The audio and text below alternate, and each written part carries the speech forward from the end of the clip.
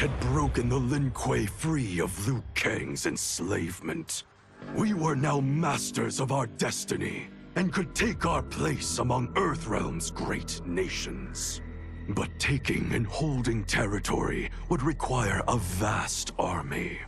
I needed more fighters to make our presence felt.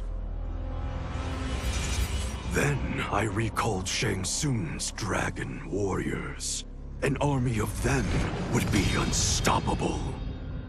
But trafficking in such strong magic would surely draw Liu Kang's attention.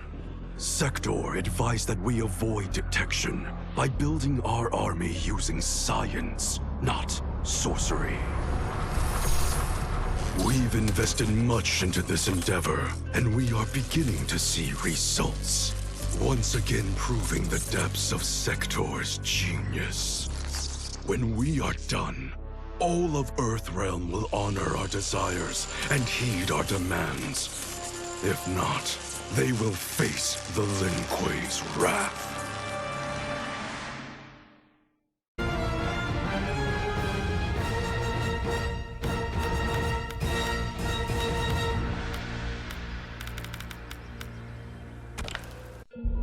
Though worried about how the public might react, I met with Baraka to discuss his Tarkatans. Speaking from his heart, he moved me. I agreed to visit his colony and see how his people lived. The conditions were atrocious. This was one of my mother's few mistakes. Like all Outworlders, she treated Tarkatans with scorn. What they deserved from us was compassion. And the only way to get it for them was to reveal my affliction. To show all my subjects that even an empress could get Tarkat. The scandal my revelation caused was intense. But with the help of Kitana and Tanya, I emerged from it a stronger empress than ever. My honesty, empathy, and resolve won over my remaining doubters. There is no longer any question that I am fit to lead the Empire.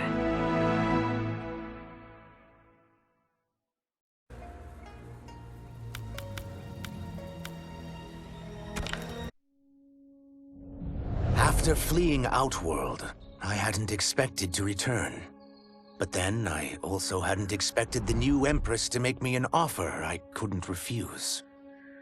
To thank me for helping stop General Shao's rebellion, she asked me to be her emissary to the Zaterrans. Going home, bearing the seal of the royal house, I would show, once and for all, that my mutation wasn't to be feared. That it wasn't a source of shame. To my surprise, I was welcomed. But those warm smiles hid a dark secret. I stumbled upon a trove of official records, which showed that my shape-shifting ability isn't unique. Many Zaterrans are born with it, but are killed by their government to keep it from spreading. Who started this barbaric policy? Who is now enforcing it is unknown. But I will find out. And I will put an end to this madness.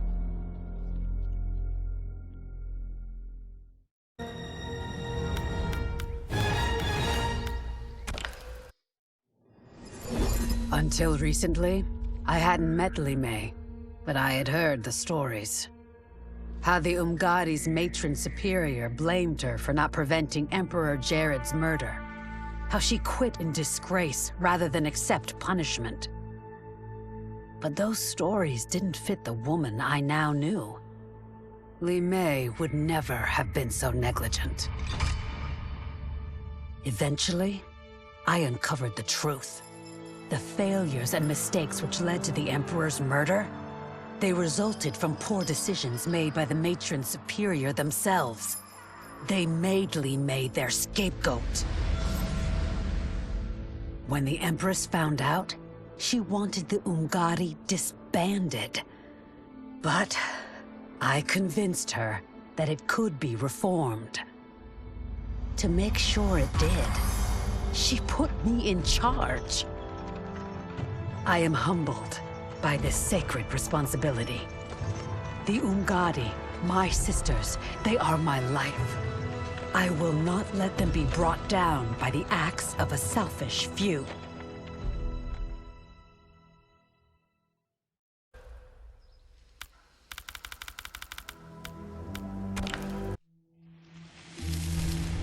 General Shao's revolt left Outworld's armies in tatters. We were vulnerable to enemies both foreign and domestic. That's why my sister asked me to take command, to stitch her military back together and purge Shao's loyalists within it. She trusted only me with the task. The soldiers, however, had little faith. They thought me a spoiled dilettante, unprepared and unfit to serve. That I could fight mattered little. All that mattered was that I wasn't one of them. I finally earned their loyalty by orchestrating an epic victory over Shao and his rebels. Though the general himself escaped, his forces were smashed. For as long as I am able, I will lead the Empress's armies in defense of Outworld. Through strength, we will achieve peace.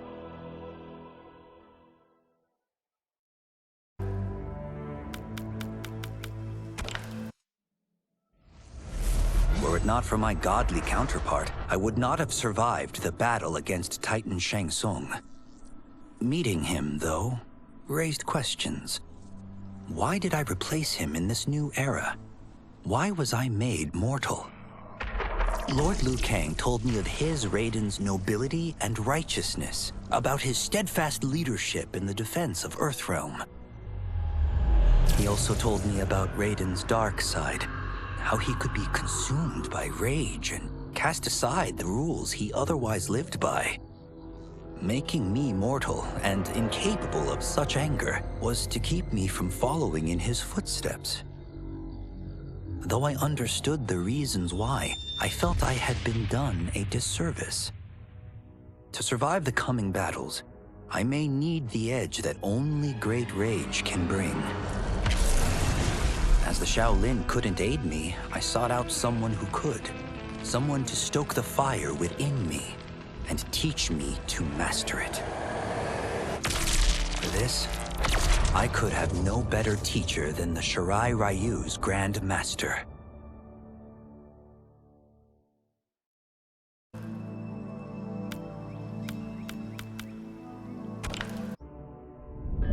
Quan Chi's plot collapsed. Along with it, my plan to secure new beings to feed my starving people. Because I'd advocated for partnering with him, I was held responsible. If I didn't seize for Viternus' new feeding grounds, the Coven would banish me. But then, I had a revelation. I didn't need to conquer realms to feed my people. I simply needed to capture enough beings to breed them. Once they multiply, Viternus will have a limitless, renewable source of food. And I only need a few thousand to start. A number so small compared to the billions in the realms that no one will notice as people go missing. But it will be more than enough to establish our breeding stock and feed a ravenous Viternus.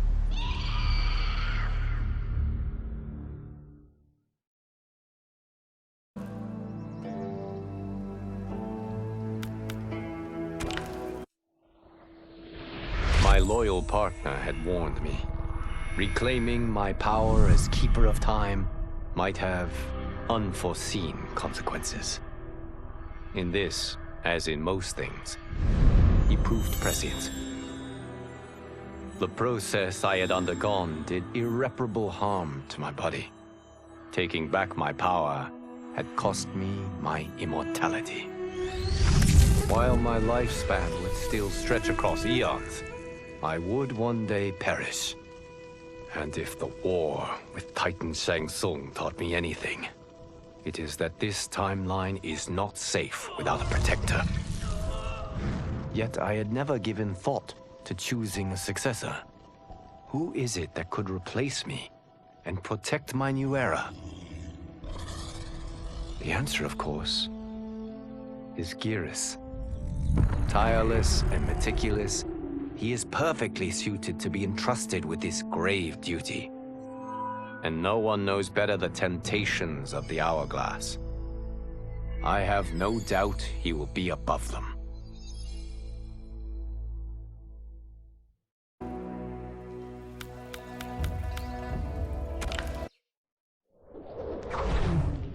Since this whole thing kicked off, I'd wondered why Liu Kang chose me to be a champion. I mean, sure, I was killing it as a martial arts star, but it's one thing when it's all for show. It's different when you're playing for keeps. Then Liu Kang let me in on his master plan. He wanted the masses to know about the world beyond them, the one filled with gods and monsters, and he wanted me to tell him about it.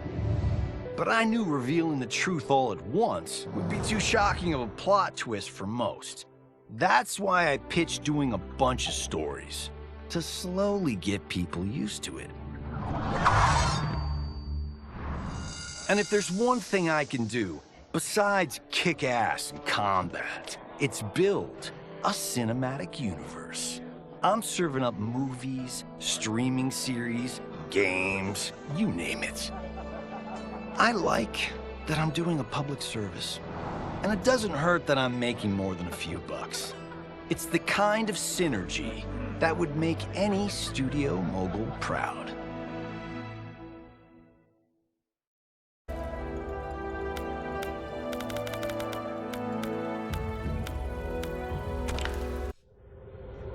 As the darkness enveloped me, I took a long last look at my family. I did not expect to see them again until their souls joined mine in the living forest. But miraculously, my beloved husband delivered me from oblivion. Though he couldn't save my body, Jared had preserved my soul. Like him and countless others, I am now a part of Ermac. Yet ours is not a peaceful repose. The collected souls within Ermac have their own needs and agendas. Before we can speak as one, we must first reach consensus. I had thought, as the former rulers of Outworld, I and Jared would hold sway. But here we are, two souls among many thousands, fighting for the right to be heard.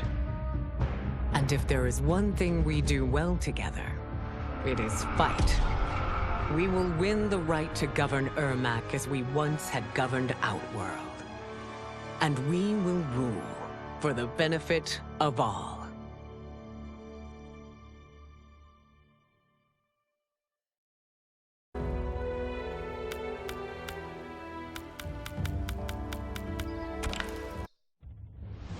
To elude capture by Empress Melina, I joined Havoc's crusade in Sido. There I summoned more magic than I thought possible, and drowned out the old regime. Havoc's longed-for anarchy had been achieved. He was more than satisfied. But I was left empty and broken.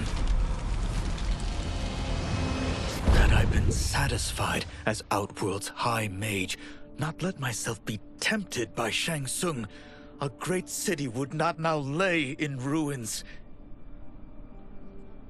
I've caused devastation, ended thousands of lives, all because of my blind ambition.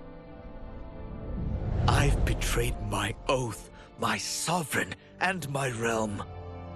These high crimes merit punishment, and I'll accept whatever the Empress gives me.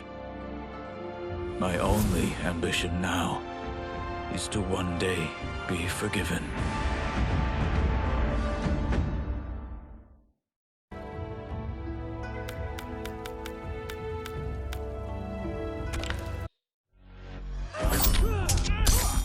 I wasn't looking for allies against the Yakuza, but I found one in Special Agent Jackson Briggs. He'd heard gangsters plotting to kill me on a wiretap and came calling, hoping I'd be his informant. We planned to part ways when we got the job done. But then, Shang Tsung showed up to steal Sento. Needless to say, Jackson had questions. It blew his mind to hear that the stories in Johnny's movies were real. Once the shock wore off, Jackson quickly sized up the threats EarthRealm faced. To deal with them, he got his bosses at the FBI to form the Outworld Investigation Agency. When he asked me to sign on, I hesitated. After all, me? A government agent? But it's an important job. And more importantly to me, an honest living.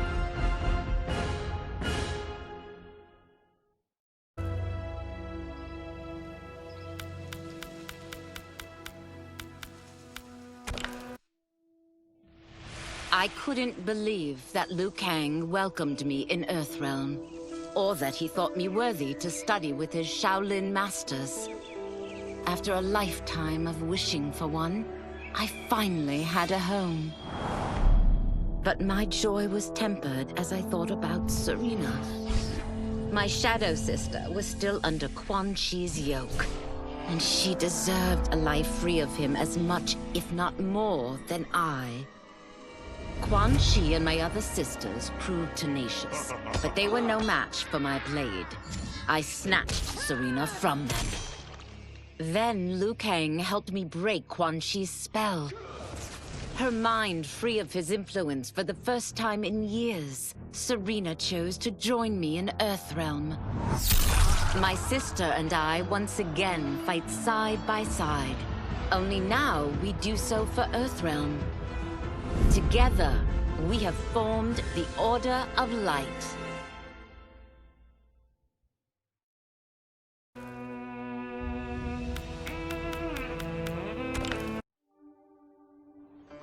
It was inevitable that the Shaolin Masters had me join them. They knew just how much future initiates could learn from me. Shujinko was one of my earliest. His ability to absorb anyone's powers and skills was amazing. With the right training, he could become our greatest champion. I knew that I alone could give it to him. But as his proficiency grew, so did his ego. In love with himself and his power, Shujinko became a threat to the realms. He hadn't learned humility, because I wasn't the one who could teach it. I should have listened to Raiden's warning and not tried to train Shujinko alone. After he was subdued, Shujinko's accumulated abilities and memories were taken from him. He is once again a new initiate, ready to begin his training. This time, Raiden and I train Shujinko together. He will become the champion he is destined to be. And I will fulfill my duties, humbly and cooperatively.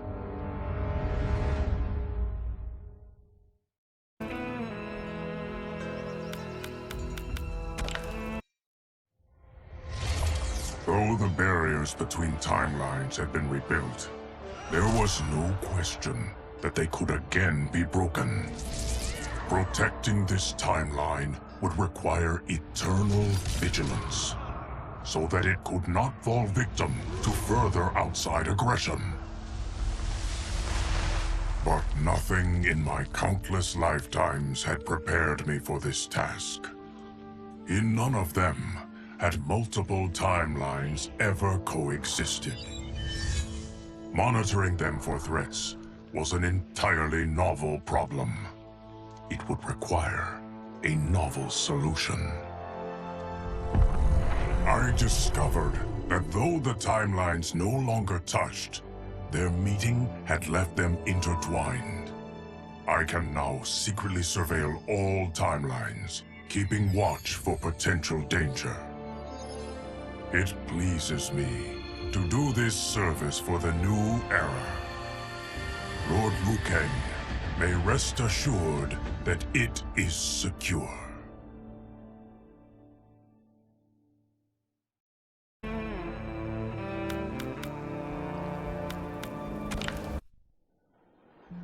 Quan Chi's defeat had cost me everything. For months I had furthered his plot, and now I had to start over. Saido's people were still in chains. That's when Rain approached me.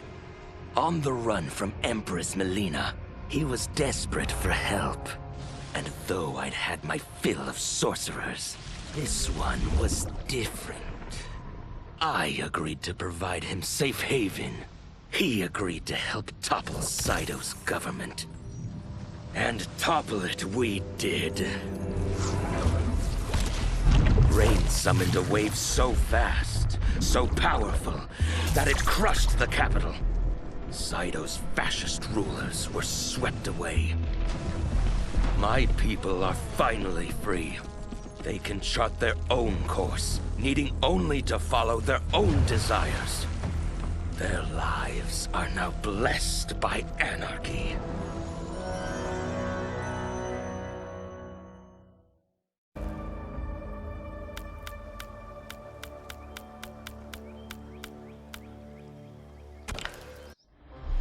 No sooner had Titan Shang Tsung been defeated than Bihan and his loyalists hunted us down.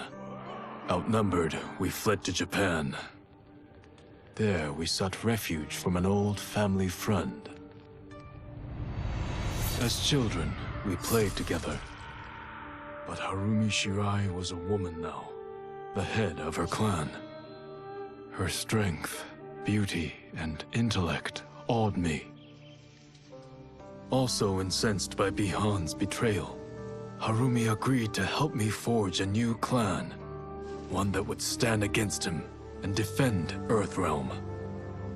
Her aid proved invaluable, and as time went on, we grew closer.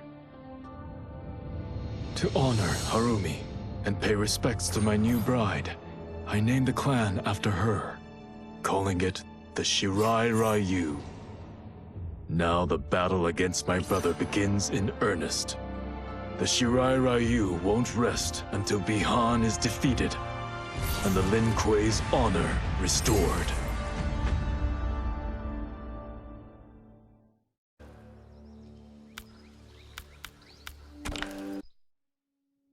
With General Shao freed from prison, we began raising a new army against the royal family.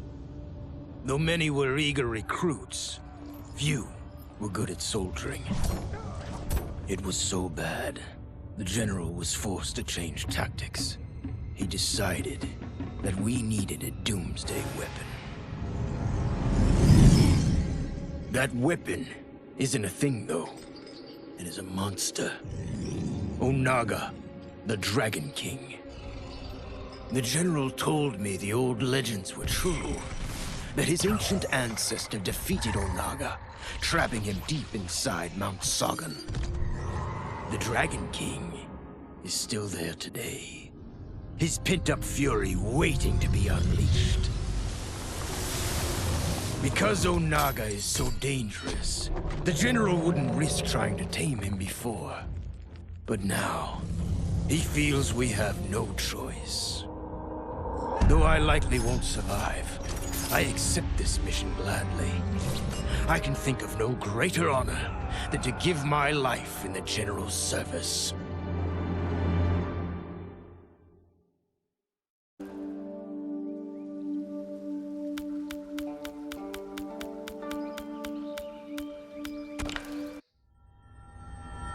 While the regime had changed, little else had. My people still suffered in silence, ignored by the rest of Outworld. Though now I knew Empress Melina's secret, that she was also afflicted with Tarkat. If anyone would help, it would be her. But how to get an audience? Scythe, He was the Empress's new emissary to the Zaterans. I asked him to introduce us. At great personal risk, he agreed. And as I'd prayed, the Empress was willing to meet. Even better, she would visit the colony. She was shocked to see how we lived. She moved quickly to provide for our care and comfort. Thanks to the Empress and ScytheTube, we Tarkatans are no longer pariahs. Until our disease can be cured, that will do.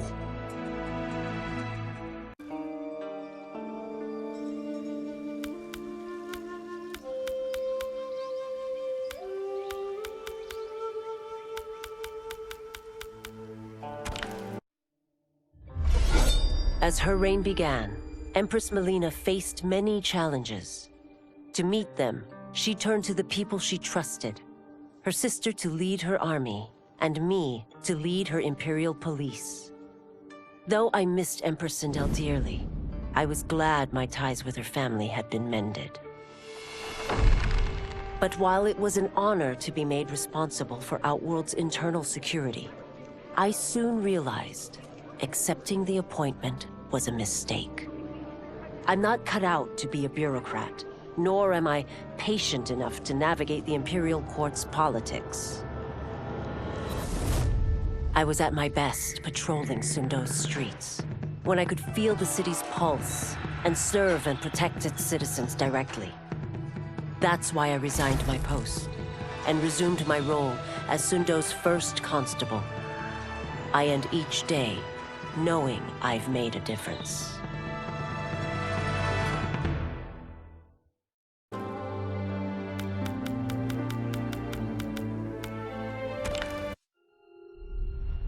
Kuai Liang and I were working hard to build our new clan. But even with the help of his close friend Harumi, it was difficult. The biggest problem was finding the right initiates. Then, one night, while walking outside Harumi's compound, I was attacked. I thought at first it was a Lin Kuei assassin, but his strikes were too uncertain, too angry. My attacker, it turns out, was a boy. Homeless and hungry, his assault was born of desperation. He needed money so that he could eat. It was like looking at myself 15 years ago. I would have ended up just like him if the Lin Kuei hadn't taken me in. So I took the boy to Kuai Liang, who also appreciated his fire.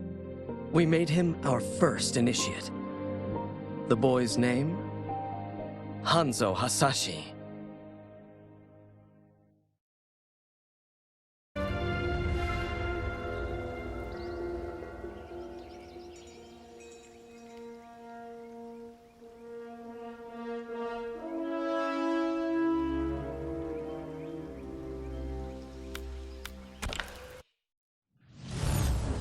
The battle had been lost, but the war isn't over.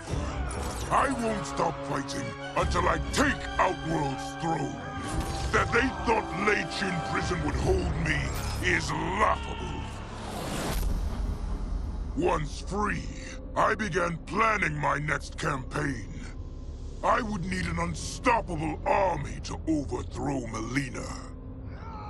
Unfortunately, most of my former soldiers lacked the courage to rally to my standard. Rebuilding my army would require finding new recruits. And that task is proving easier than expected. Outworld's golden age has left more than a few behind. Without hope, without power, they eagerly heed my call to tear down Melina's government.